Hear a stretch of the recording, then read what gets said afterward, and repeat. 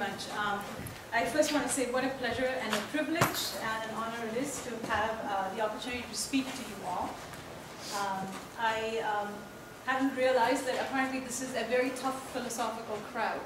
It's nice to have been blissfully unaware of that. But anyway, I am trained as a cosmologist, so I'm primarily a physicist, but in a previous avatar, I did start a PhD, a non-blue one. I started a PhD in philosophy of science at MIT, in the MIT STS program. And I did the coursework, so it was hard to learn how to write as a scientist, but I did my time and have tried to learn how to write in acceptable ways.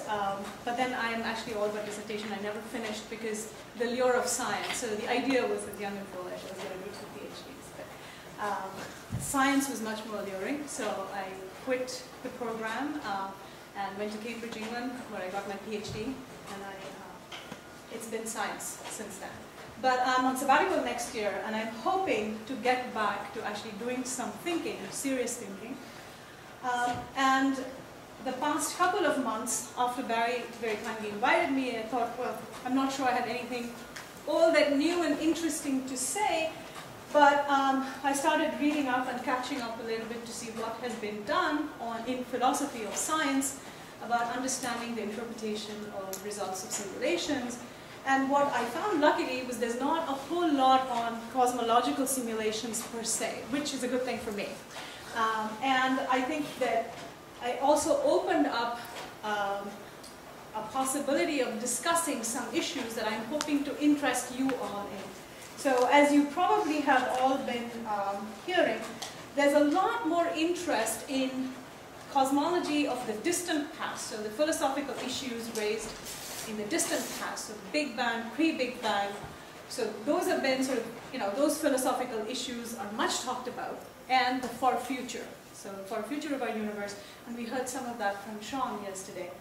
But I think what I'm hoping to impress upon you is there's a whole new vista of philosophical issues which are quite meaningful, profound, and very challenging that actually arise out of what the cosmologists now think we have a complete understanding of in terms of a model that describes the formation of structure in the universe. We think we have a standard paradigm. And, but I think philosophers have not nitpicked yet to understand how we arrived at the standard paradigm. And it's very problematic, as I'm going to share with you today. And what I want to do is to lay out, give you a little bit of a primer of our current understanding of formation of structure in the universe, with a particular emphasis on how this knowledge has incrementally changed with technology, with simulations, as well as the new windows in observational astronomy that have opened. When I say new windows, right? So there have been new detectors which are sensitive now to light of different wavelengths, so far infrared wavelengths, which were not available 10 years ago. So a whole new phenomena in the universe have come to light, as it were, for us. And this model has incorporated these new observations and has incrementally, because of the amount of freedom in this model, the number of free parameters that you can tweak, the model has developed in a very curious way to become standard and to become compatible with observations. It's actually honed. Every time you see an observation, there's so much freedom that you can hone this model to be compatible with the simulation. And I hope that the key point that I want to make is that it is going to be extremely difficult by construction to falsify this model. And this is something that should disturb all of us, cosmologists included. Anyway, and what I want to do is also, after I give you a brief primer so that you have a sense of where the field is today, I also want to talk a little bit about my own work, only because I think you will see that the particular problem that I have picked to work on is actually a philosophically comfortable place for me, and you'll see why that is.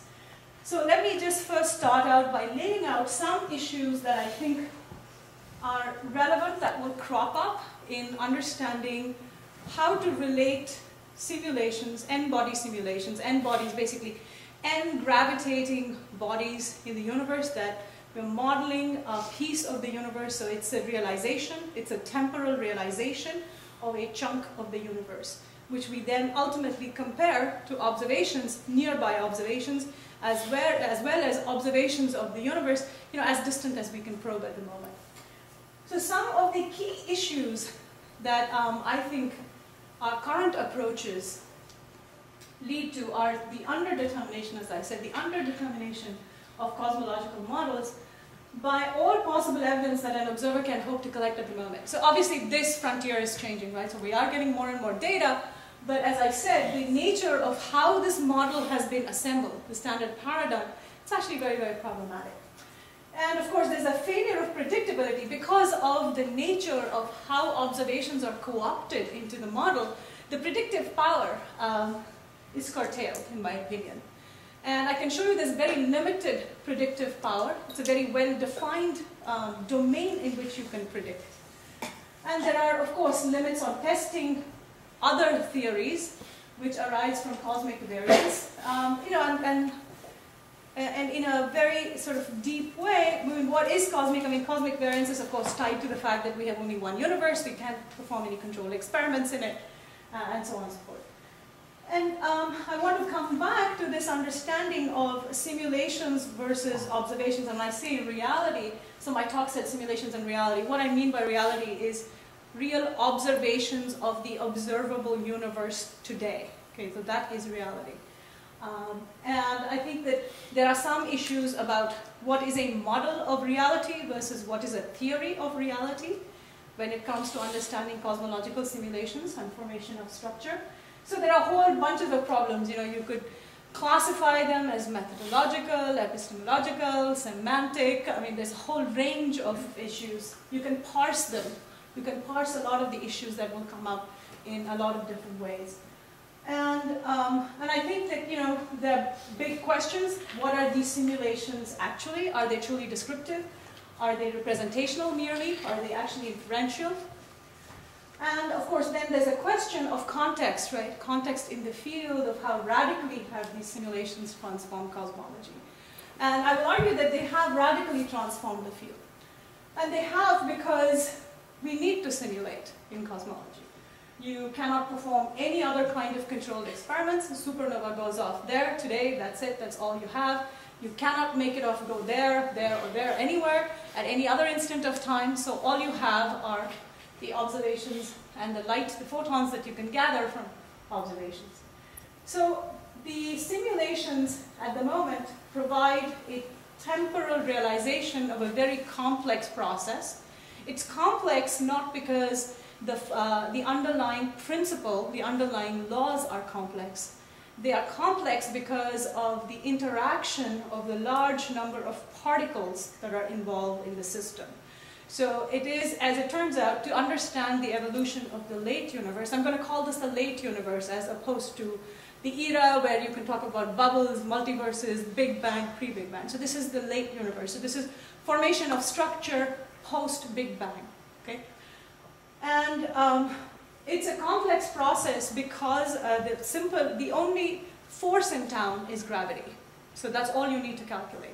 But what you need to calculate are the motions under gravity for a large ensemble of particles. So it gets complex very soon.